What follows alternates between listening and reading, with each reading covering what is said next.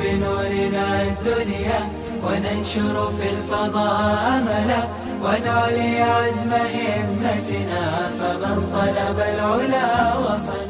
بسم الله الرحمن الرحيم. الحمد لله رب العالمين والعاقبة للمتقين والصلاة والسلام على سيد الأنبياء والمرسلين سيدنا وحبيبنا وحبيب رب العالمين محمد وعلى آله وأصحابه ومن هدى بهديه إلى يوم الدين. اس سے قبل علم حدیث سے متعلق اور اس کی ضرورت سے متعلق چند باتیں مناسبت کے طور پر ذکر کی گئی، اور جیسا کہ بتایا گیا کہ بخاری شریف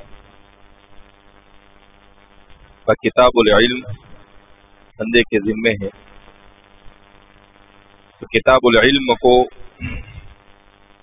شروع کرنے سے پہلے دو چیزیں جسے مناسب سمجھا جا رہا ہے کہ طلباء کے سامنے پیش کی جائے. کتاب العلم جس کو امام بخاری نے باب بدء الوحی اور کتاب الایمان کے بعد ذکر کیا ہے تیسرے نمبر پر. کسی سے اس کتاب کی اہمیت کا اندازہ ہو سکتا ہے کہ ایمان کے بعد اگر سب سے اہم ترین کوئی شعبہ ہے تو وہ ہے علم. بلکہ بعض حضرات نے یہ بیان کیا ہے کہ علم یہ ایمان کے لیے وسیلہ اور زینہ کی حیثیت رکھتی ہے،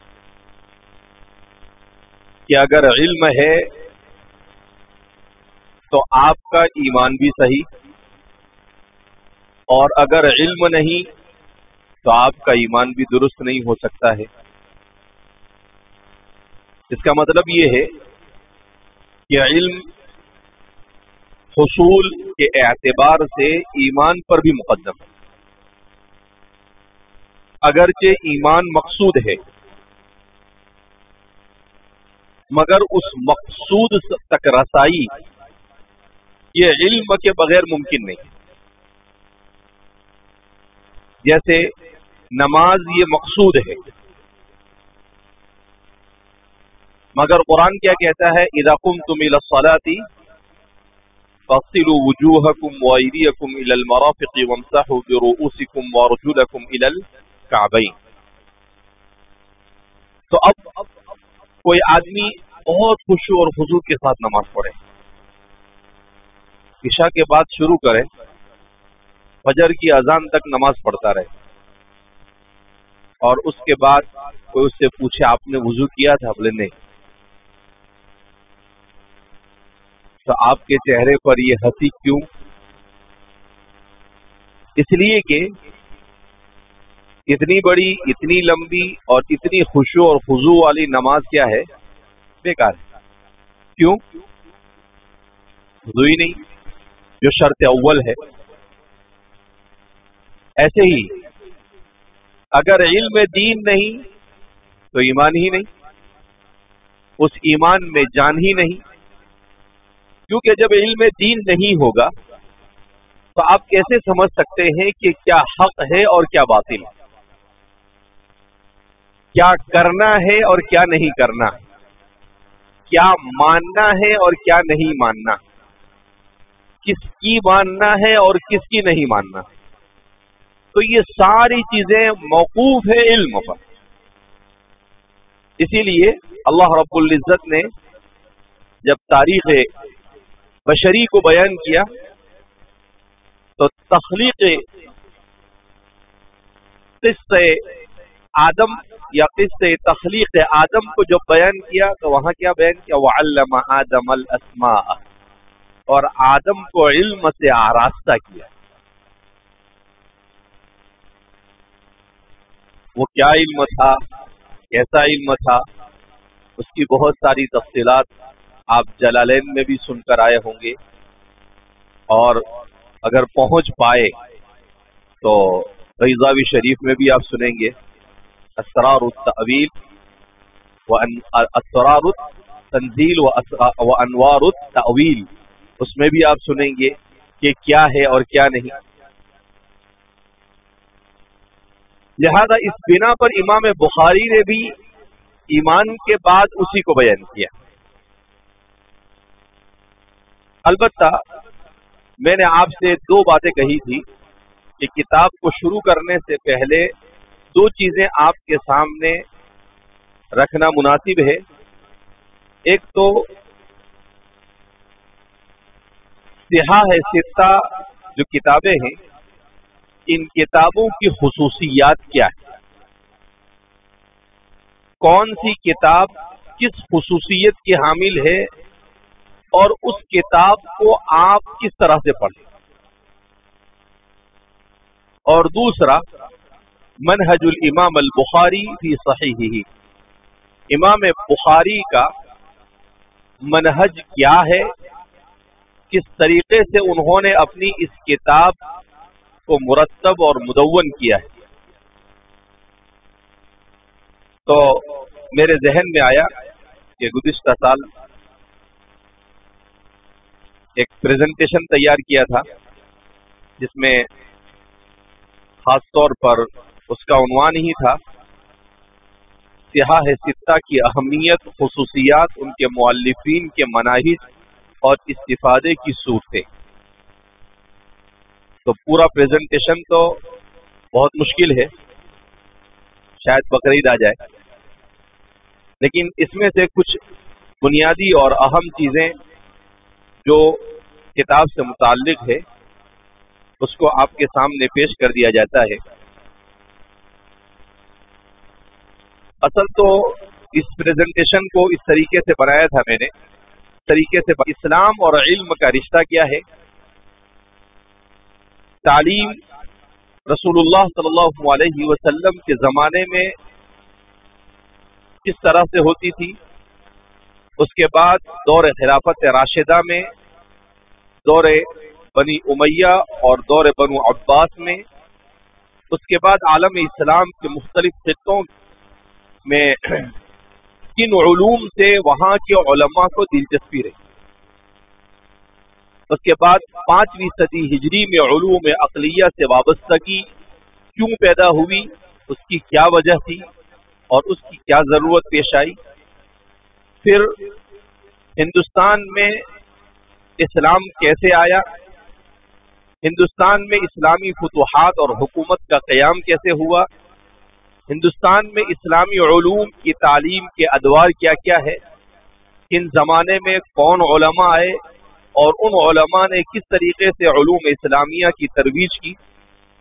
درس نظامی سے 200 سال پہلے ہندوستان کا نصاب تعلیم اور نظام تعلیم کیا ہوا کرتا تھا، 3 جگہ پر الگ الگ خصوصیتیں، اور ان تمام خصوصیتوں کے بعد درس نظامی کی تعریف اور اس کا تعارف کیا ہے، درس نظامی میں علوم و کتابوں کی تعداد کتنی ہے، آپ کو بھی معلوم نہیں ہوگا کیا کیا پڑھ کر آئے اور کیا نہیں پڑھ کر آئے، درس نظامی میں تدریس علوم کی بہترین ترتیب، اس ترتیب سے کیوں پڑھایا جاتا ہے جس پر اس سے قبل بھی آپ کے سامنے روشنی ڈالی جا چکی، دارالعلوم دیوبند کا جامع نصاب تعلیم کیا ہے، ہندوستان میں تدریس حدیث کی تاریخ کیا ہے، صحاح ستہ نصاب کا حصہ کیوں، حدیث کی تدریس کے کیا کیا طریقے ہوتے ہیں، صحاح ستہ کے امتیاز کیا ہے، مناہج اصحاب صحاح ستہ اور صحاح ستہ سے استفادے کی صورتیں،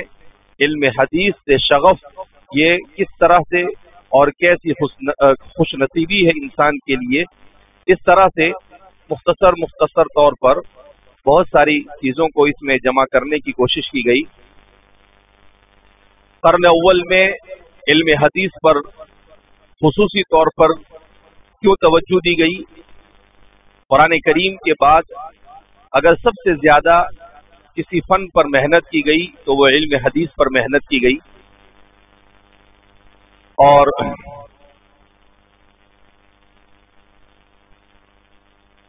علوم عقلیہ یہ مختلف دنیا کے خطوں میں کس طرح سے رائج ہوئے، اہل عرب کی دلچسپی کے کون کون سے علوم ہیں۔ عرب کے علاقے میں تفسیر، حدیث، اصول حدیث اور اسماء رجال جیسے علوم سے زیادہ شغف رہا، یعنی علوم روایت سے ان کو زیادہ دلچسپی رہی۔ اہل اندلس کو کن علوم سے دلچسپی رہی؟ تاریخ، ادب اور شاعری، یہ اہل اندلس کے دلچسپی کے علوم رہے۔ اہل فارس اور ایران کی دلچسپی کے علوم کیا کیا ہے؟ ایران کے لوگ منطق اور فلسفے سے دلچسپی میں ہمیشہ ممتاز رہے، کیونکہ یہ سارے علاقے اسلام کا گہوارہ بنے، لہذا اس بنا پر ہر ایک کے اپنے ماضی کو دیکھ کر دلچسپی الگ الگ رہی۔ خراسان اور ماوراء النہر میں جہاں پر گزشتہ سال بندے کو جانے کا اتفاق ہوا، ان علاقے میں کن علوم سے دلچسپی رہی؟ فقہ، اصول فقہ اور تصوف کا خوب رواج رہا۔ ہندوستان میں اسلام علوم کی آمد کیسے ہوئی؟ سب سے پہلے تو ہندوستان میں اسلام کیسے آیا؟ حضرت عثمان ابن ابی العاص الثقفی،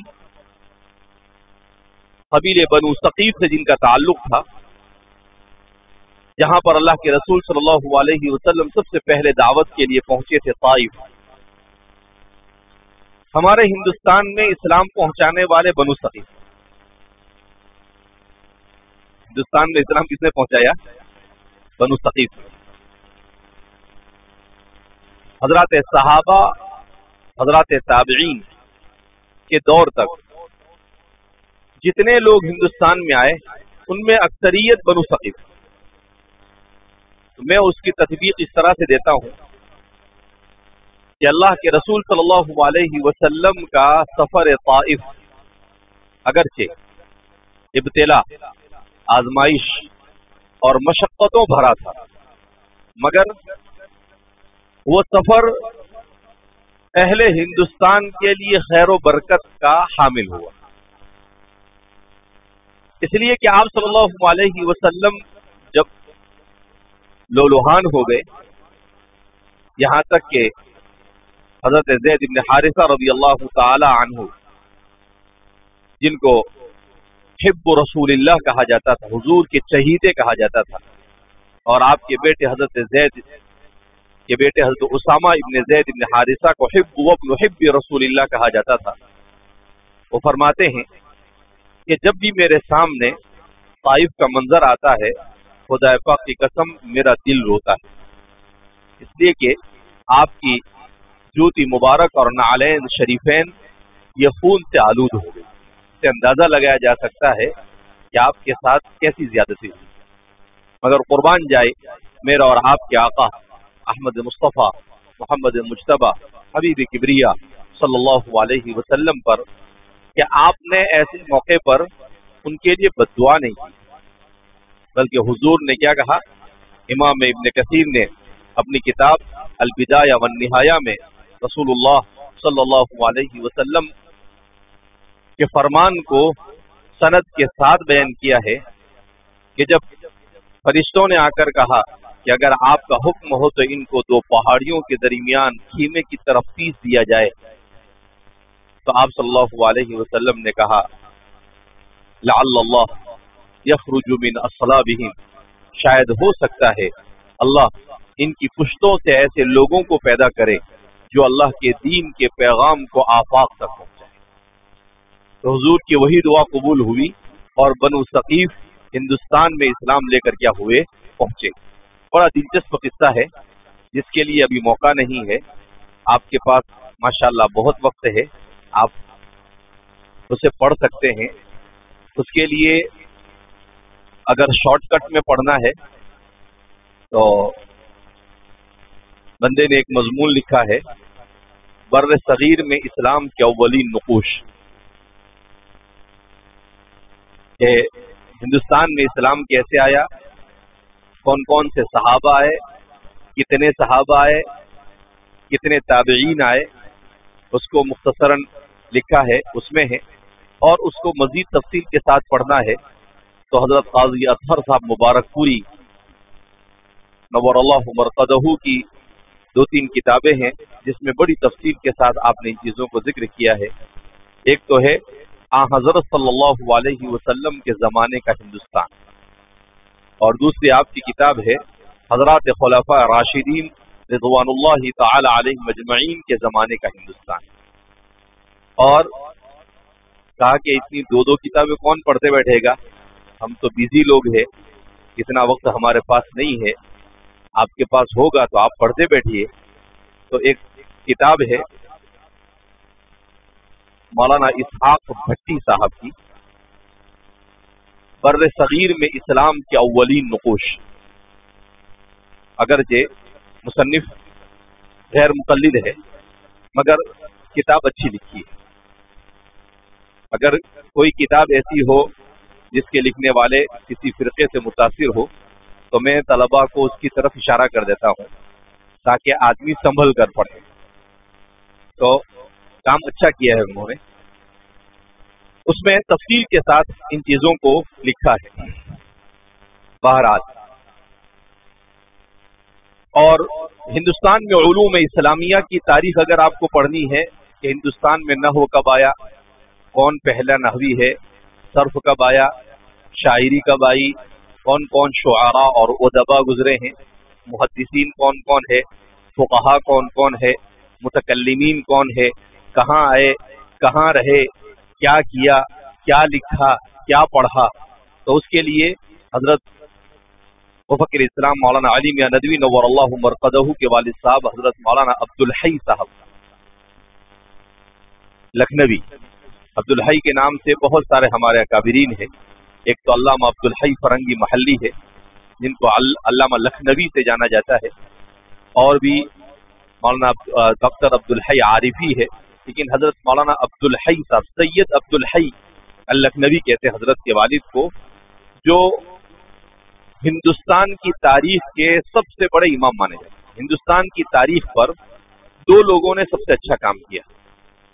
एक हिंदुस्तान की तारीख पर सबसे अच्छा काम करने वाले हजरत मौलाना अली मियां साहब नदवी नव्वरल्लाहु मरक़दहू के वालिद बुजुर्गवार हजरत मौलाना सैयद अब्दुल हई साहब, इन्होंने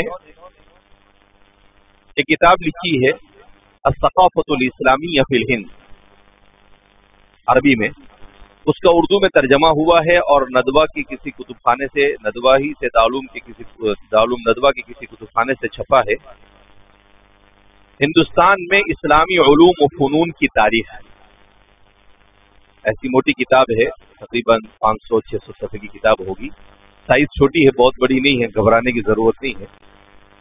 तो उसके अलावा हजरत हकीम सैयद अब्दुल हई साहब लखनवी नव्वरल्लाहु मरक़दहू की एक बड़ी हैरत अंगेज तालीफ है जिसको कहा जाता है नुज़हतुल ख़वातिर। हजरत की किताब है तकरीबन 8 जिल्दों में। नुज़हतुल ख़वातिर में आपने क्या किया है, क़र्न अव्वल से लेकर आपकी वफात से पहले पहले तक हिंदुस्तान में जितने उलमा गुजरे हैं उन तमाम की सीरतों को आपने जमा, आज से तकरीबन 70-80 साल पहले तक। वो अरब से छपी है, अल-इअलाम बिमा फिल हिंद मिन अल-अअलाम, किसी ने उसका नाम बदल दिया है नुज़हतुल, उसका उर्दू में भी तर्जमा छपा हुआ है नुज़हतुल ख़वातिर का। तो उसमें आपका ये बड़ा बहुत ही हैरत अंगेज कारनामा है। तो एक तो आपकी, इसके अलावा भी आपकी किताब है, एक आपकी किताब है याद अय्याम, जिसमें आपने गुजरात की तारीख लिखी है। गुजरात में सफ़र में हजरत आए थे तो यहाँ के तारीख़ी मकामात को देखने के बाद आप मुतासिर हुए और एक मुख्तसर सा रिसाला लिखा है 150 सफ़े का, मैंने भी लिहाफ पढ़ा है, हजरत की अक्सर किताबें पढ़ी है। तो उसमें आपने किस तरीके से गुजरात में हजरत सहाबा आए, कहाँ रहे, और इस बहुत हैरत अंगेज और दिलचस्प मालूमात आपने उसमें जमा की है। तालिब इल्मी के ज़माने में हजरत वालिद साहब اللہ انہیں صحت اور عافیت نصیب فرمائے. ان کے استاد حضرت مولانا ذوالفقار صاحب، ان سے میں نے کہا کہ حضرت اس خطے کی تاریخ پڑھنی ہے مجھے، تو کون سی کتاب اچھی ہوگی؟ کہا کہ آپ طالب علم ہو اور ابھی شاہرم پنجم میں ہو، تو پڑھنے کے لیے زیادہ وقت آپ کے پاس نہیں ہے، تو آپ ایک چھوٹی سی کتاب ہے وہ پڑھ لو، اس کے بعد موقع ہے تو دوسری پڑھنا. تو کہا کہ یاد ایام پڑھوا. تو میں نے اس وقت وہ کتاب پڑھی تھی، بڑی دلچسپ کتاب ہے. تو حضرت حکیم سید عبدالحی صاحب لکھنوی نور اللہ مرقدہ نے ہندوستان کی تاریخ پر بہت بڑا کام کیا ہے. مفکر اسلام حضرت مولانا علی میاں ندوی نور اللہ مرقدہ کو اللہ رب العزت نے جو کچھ عطا کیا اس کی دو وجہ بیان کی جاتی ہے. ایک تو ان کے والد کی برکت اور دوسرے ان کے والدہ کی تربیت. یہ دو چیزیں حضرت کی زندگی میں بڑی اہم رہی. ہم طلباء کو اپنے اکابرین کی ان چیزوں کو سمجھنا چاہیے کہ کون سے اکابر کی ترقی کا کیا راز ہے، تاکہ ہم سے جو ہو سکے اس میں سے اختیار کر سکے ہم، اور ہم بھی اپنے آپ کو ان کے ڈگر پر لے جانے کی کوشش کریں. السعی منا والاہتمام من اللہ. کوشش کرنا ہمارا کام ہے اور پورا کرنے والی ذات کس کی ہے؟ اللہ کی. تو اور دوسرے ہیں قاضی اطہر صاحب مبارک پوری نور اللہ مرقدہ. حضرت کا میں سمجھتا ہوں ابھی 15-20 سال پہلے انتقال ہوا، اور آپ نے بھی ہندوستان کی تاریخ کو اپنی زندگی کا اوڑھنا بچھونا بنایا. عربی میں، اردو میں ہندوستان کی تاریخ پر بہت ساری کتابیں لکھی، جس میں سے چند کتابوں کے نام میں نے آپ کو بتائے. ایک کتاب ہے آپ کی حضرت صلی اللہ علیہ وسلم کے زمانے کا ہندوستان، دوسری ہے خلفاء راشدین کے زمانے کا ہندوستان، تیسری کتاب ہے خلافت بنو امیہ کے دور کا ہندوستان، چوتھی کتاب ہے خلافت بنو عباسیہ کے دور کا ہندوستان. یہ آپ کی کتابیں ہیں جو کتب خانے میں موجود ہے، آپ اسے پڑھ سکتے ہیں. تو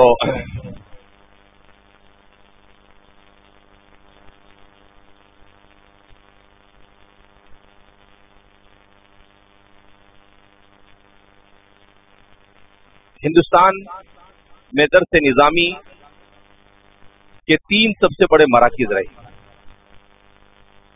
حضرت مولانا علی میاں ندوی نور اللہ مرقدہ کی کسی کتاب میں نے پڑھا تھا، حضرت نے لکھا ہے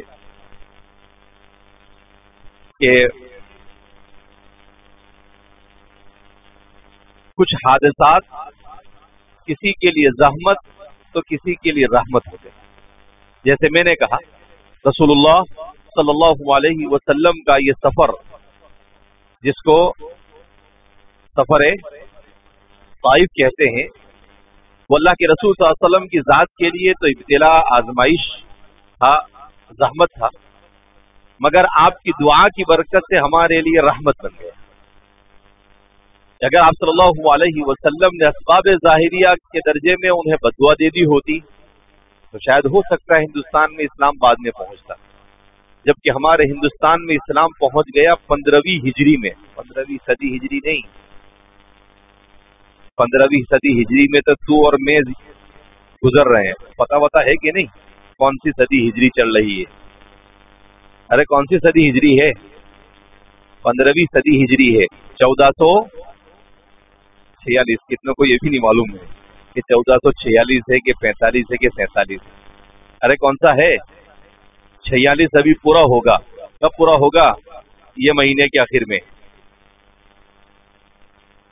ارے ذی الحجہ میں ختم ہوگا نا، اور محرم سے شروع ہوگا. ہماری اتنی کاہلی کہ ہمیں یہ بھی نہیں پتا ہوتا ہے کہ اسلامی سال کب شروع ہوتا ہے اور کب ختم ہوتا ہے، کس سال سے ہم گزر رہے ہیں، کون سی تاریخ چل رہی ہے. یہ غفلت ہے، یہ نہیں ہونا چاہیے. آدمی کو معلوم ہونا چاہیے کس مہینے سے گزر رہے ہیں. بہت سارے تو ایسے ہوتے ہیں کہ انہیں یہ بھی نہیں معلوم ہوتا ہے کہ کون سا اسلامی مہینہ چل رہا ہے. تاریخ تو بہت دور کی بات ہے. اور بہت سارے تو ان کو یہ بھی نہیں پتا ہوتا ہے کہ اسلامی ہجری بھی کوئی چیز ہے. اسی کو کہا جاتا ہے مرعوبیت، اور مرعوبیت یہ ہلاکت خیز مرض ہے کہ مسلمان آج کا دنیا کی رائج تہذیب سے ایسا مرعوب ہو گیا ہے کہ اسے یہ معلوم ہوگا کہ کون سی صدی عیسوی ہے، کون سا مہینہ ہے، کب شروع ہوتا ہے، کب ختم ہوگا، لیکن اسے یہ نہیں معلوم کہ کون سی صدی ہجری ہے، کب شروع ہوتی ہے اور کب ختم ہوتی ہے. بہرحال اسی طریقے سے عالم اسلام میں تاتاریوں کا حملہ، حضرت مولانا فرماتے ہیں کہ تاتاریوں کا حملہ اہل بغداد اور عالم اسلام کے لیے آزمائش اور زحمت تھا، مگر اہل ہندوستان کے لیے رحمت تھا. کیسے کہ تاتاریوں کے اس حملے کے زمانے میں ہندوستان میں جو حکومت تھی وہ تھی علاء الدین خلجی کی. کس کی حکومت تھی؟ اور علاء الدین خلجی یہ اس زمانے کے سب سے طاقتور بادشاہ تھے، اس زمانے کے سب سے طاقتور بادشاہ تھے.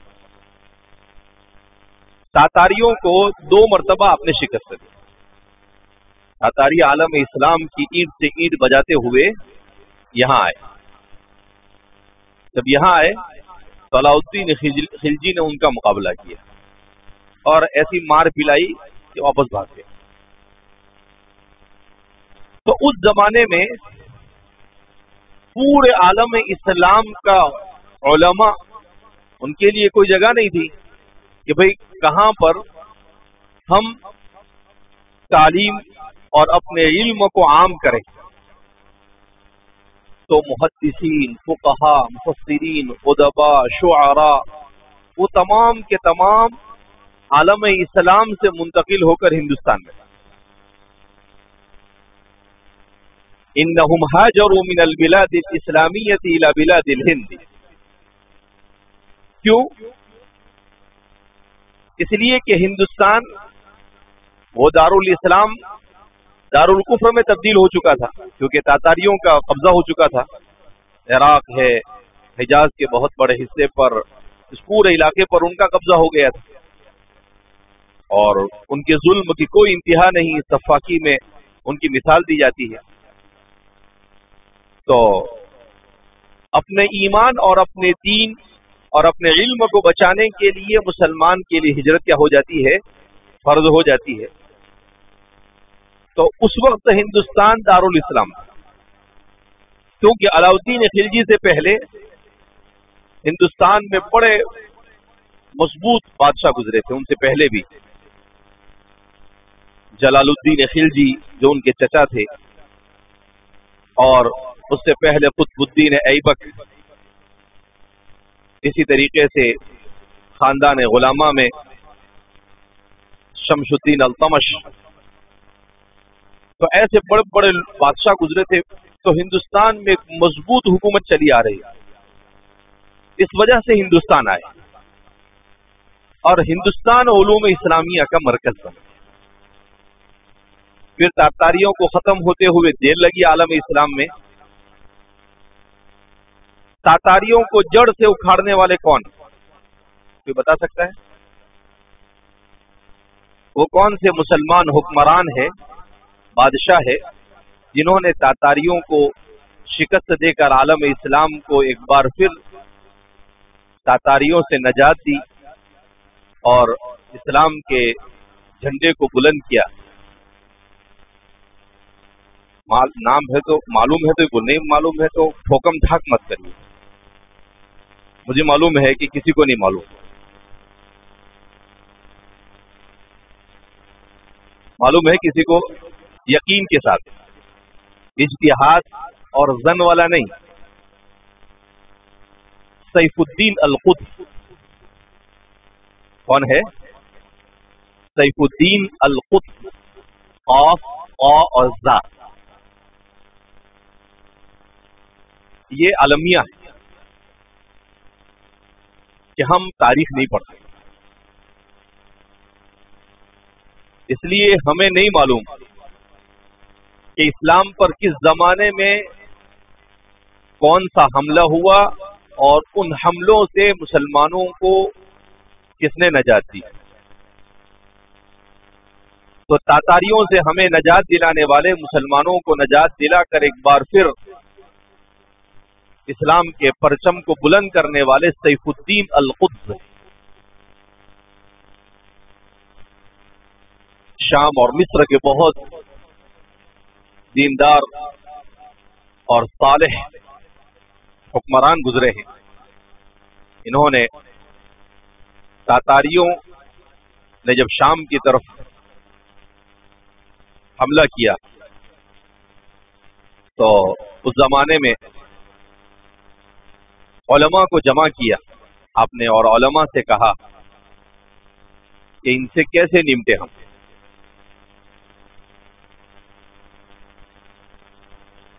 تو عز الدین ابن عبد السلام جو اس وقت علماء نے انہیں سردار بنایا، انہوں نے انہیں نصیحت کی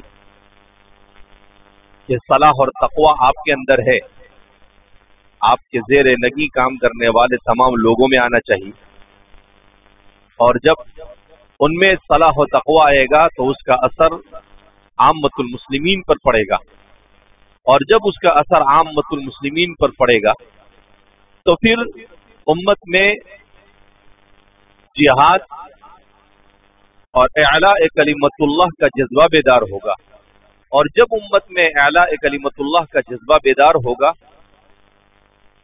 اور خلوص للہیت کے ساتھ لتکون کلمت اللہ العلیٰ کے ارادے کے ساتھ جب امت جہاد کے لیے نکلے گی تو اسباب کی قلت کے باوجود کامیابی ملے گی۔ تو پھر انہوں نے اس نظام کو جاری کیا علماء کی نگرانی میں، اور ویسا ہی ہوا جیسا کہ عز الدین ابن عبد السلام نے کہا تھا، اور پھر سیف الدین القدس ایک عظیم لشکر کے ساتھ تاتاریوں کے مقابلے میں آئے اور تاتاریوں کو آپ نے شکست دی۔ اس طرح سے عالم اسلام پر آیا ہوا یہ خطرناک قسم کا فتنہ جس نے عالم اسلام کی اینٹ سے اینٹ بجا دی تھی، وہ فتنہ کیا ہوا؟ ختم ہوا۔ تو اس زمانے میں ہمارے ہندوستان کے اندر میں علوم اسلامیہ منتقل ہوئی۔ مسلمانوں کو صلیبیوں سے نجات دلانے والے کون ہیں؟ عیسائیوں سے، صلاح الدین ایوبی، جنہوں نے، لیکن صلاح الدین ایوبی کی پشت پر کون تھے؟ علماء کون تھے؟ صلاح الدین ایوبی کی جو نسل پیدا ہوئی، جنہوں نے 90 سال کے بعد فلسطین کی بازیافت کی، اسے دوبارہ عیسائیوں سے چھین کر مسلمانوں کے ہاتھوں میں دیا۔ ایک عرب عالم ہے، انہوں نے اس پر مستقل کام کیا اور کتاب لکھی کیف ظہر جیل صلاح الدین، صلاح الدین کی نسل کیسے پیدا ہوئی۔ انہوں نے بڑی عجیب بات لکھی ہے اس میں انہوں نے لکھا ہے کہ صلاح الدین ایسے ہی راتوں رات کھڑے نہیں ہو گئے، جیسے آج کا مسلمان انتظار کر رہا ہے کہ امام مہدی آئیں گے اور پوری دنیا پر کیا کریں گے؟ مسلمان قبضہ کریں گے۔ تو انہوں نے لکھا ہے کہ صلاح الدین ایوبی کے زمانے سے پہلے نظام الدین طوسی اور نظام الدین طوسی کو تیار کرنے والے امام الحرمین الجوینی اور امام غزالی کا، ان علماء نے عالم اسلام میں دین کی محنت اور علوم اسلامیہ اور اعمال صالحہ اور اخلاق فاضلہ کا احیاء کیا، تب جا کر صلاح الدین پیدا ہوئے۔ صلاح الدین کے والد جو تھے وہ نور الدین زنگی کے پاس کام کرتے تھے، جن کو آپ صلی اللہ علیہ وسلم خواب میں آئے تھے اور اپنی قبر اطہر کو بچانے کے بارے میں کہا تھا۔ وفاء الوفا فی سیرت المصطفیٰ صلی اللہ علیہ وسلم کے مصنف نے اس آپ کے خواب وغیرہ کو ذکر کیا ہے۔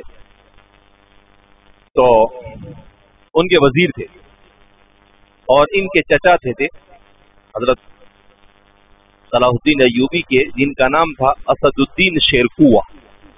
کوئی جانتا وانتا نہیں، ہمارے سارے ہیروز کے نام ہمیں معلوم ہونے چاہیے۔ ہمارا آج کا نوجوان کرکٹروں کے نام معلوم ان کو، جس کے جاننے سے نہ دنیا کا کوئی فائدہ نہ آخرت کا کوئی فائدہ۔ فلم اسٹاروں کے نام معلوم۔ ہمارا آج کا نوجوان مدارس کے طلبہ بھی کون یوٹیوبر ہے، کون کرکٹر ہے، کون کیا ہے، لیکن ہمارے یہ نہیں معلوم کہ ہمارے ہیروز یہ نہیں ہے، یہ سب زیروز ہے۔ زیرو آتا ہے نا، ہمارے ہیرو یہ لوگ، ان کی سیرتیں، ان کی تاریخ یہ پڑھنی چاہیے ہمیں۔ تو اسد الدین شیرکوا یہ ان کے چچا تھے، انہوں نے ان کی جہادی تربیت کی تھی، صلاح الدین ایوبی کی۔ تو علوم اسلامیہ جب ہندوستان میں آئے تاتاریوں کے زمانے میں، تو ہندوستان میں 3 بڑے بڑے مراکز تھے۔ ارے ہندوستان میں رہتا ہے نا، یہاں پڑھا رہا ہے تو معلوم تو ہونا چاہیے تجھے کہ ہندوستان میں تعلیم اور اسلامی تعلیم کی تاریخ کیا ہے۔ 3 سب سے بڑے مراکز تھے، دہلی، لکھنؤ اور خیر آباد، یو پی میں ہے، اعظم یو علاقے میں خیر آباد۔ ان 3 جگہوں پر الگ الگ نصاب پڑھایا جاتا۔ تینوں نصابوں میں کیا امتیازات تھے؟ تو دہلی کے نصاب تعلیم میں تفسیر اور حدیث کے اوپر خاص محنت کی جاتی تھی۔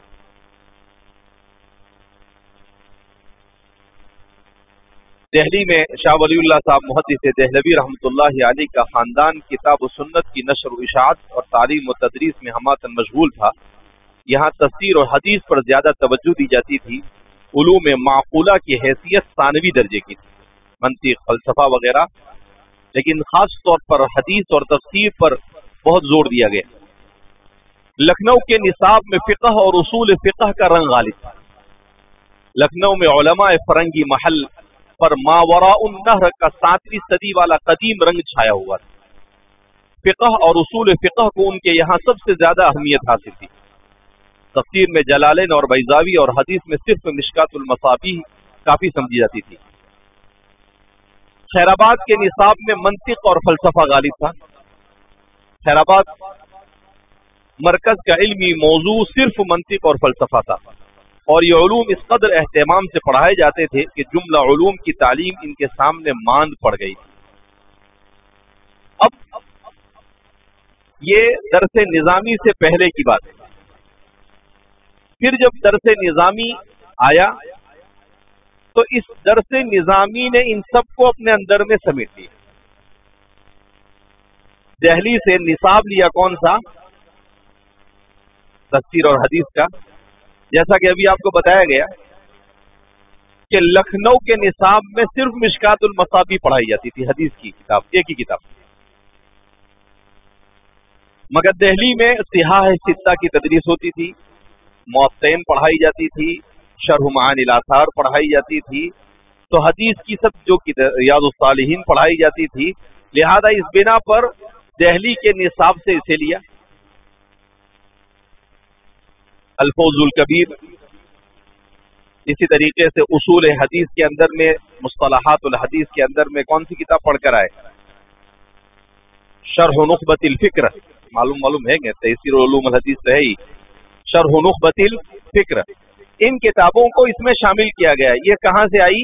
دہلی کے نصاب تعلیم. اور لکھنؤ کا جو نصاب تعلیم تھا اس پر فقہ کا رنگ غالب تھا،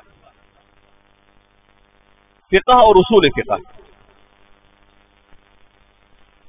تو فقہ اور اصول فقہ کا پورا جو نظام آیا درس نظامی میں وہ کہاں سے آیا؟ لکھنؤ سے.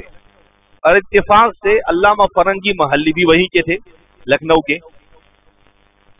تو اس طریقے سے فقہ اور اصول فقہ وہاں سے آیا. اور خیرآباد کے نصاب میں منطق اور فلسفہ تھا تو وہاں سے منطق اور فلسفہ آیا.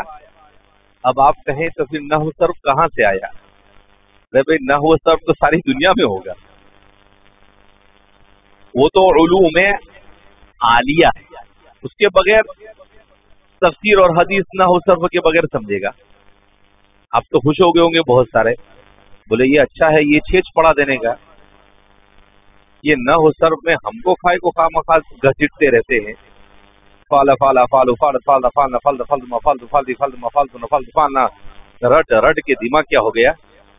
نحویارا مغز باید چو شہاں، صرفیارا مغز باید چو شہاں چو سگاں. کہ نحویوں کو دماغ چاہیے بادشاہوں کے جیسا اور صرفیوں کو دماغ چاہیے کتوں کے جیسا. تو ہم لوگ پڑھتے تھے تو ہمارے نحو کے استاد نے شعر پڑھا تو ہم نے استاد سے پوچھا کہ حضرت یہ کیا؟ آپ کا ہے تو بادشاہ بنا دیا. اور بیچارے صرفیوں کو سگا تو کہنے لگے ارے بیوقوف ہو، سگ آپ کے ذہن و دماغ میں صرف یہ ہے کہ وہ نجیس العین ہے، اس کا یہ مطلب نہیں. یہاں پر اس کا مطلب یہاں پر یہ ہے کہ کتا یہ ہفتہ رہتا ہے، ہلتا رہتا ہے. ان تحمل علیہ یلہث او تترکہ یلہث، چاہے اس پر بوجھ ڈالو یا نہ ڈالو، کچھ بوجھ نہیں ہو پھر بھی ایسا ہانپے گا جیسے حضرت ہی ساری دنیا کا بوجھ لے کے چلے. تو اس سے ایک معنی نکالا اور وہ معنی ہے کیا؟ رٹا لگانا. معنی کیا ہے؟ رٹا لگانا. تو کہا کہ نحو کو سمجھنے کے لیے فہم چاہیے